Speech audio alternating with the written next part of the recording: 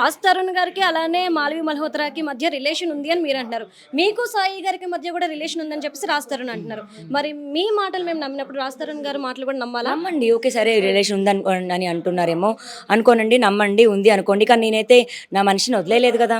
సరే మరి అతనికి తెలిసినప్పుడే మరి ఆ రోజే వెళ్ళిపోవాల్సింది. మరి ఇన్ని రోజులు ఎందుకు ఆగాడు?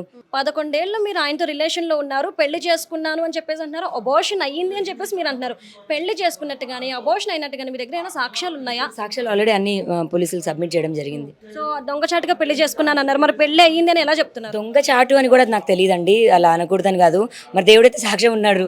దొంగ దొంగ చాటుగా దేవుడు సాక్షిగా చేసుకున్నాము. సో చిన్న పిల్లలం కూడా కదా, ఊరికే కూడా పాపం రాజు కూడా మంచోడు. పాపం ఎంత మంచోడు అంటే ఊరికే కూడా మాట ఇవ్వకుండా దేవుడు ముందు మరి కట్టేసి దేవుడి ముందు తాళి కట్టి చేసుకున్నాడు. తాళి కట్టేసే చేసుకున్నాడు. కాకపోతే కొంచెం సెటిల్ అయిన తర్వాత ఇంకొంచెం డబ్బులు సంపాదించుకొని మంచిగా చేసుకుందాం అనుకున్నాం.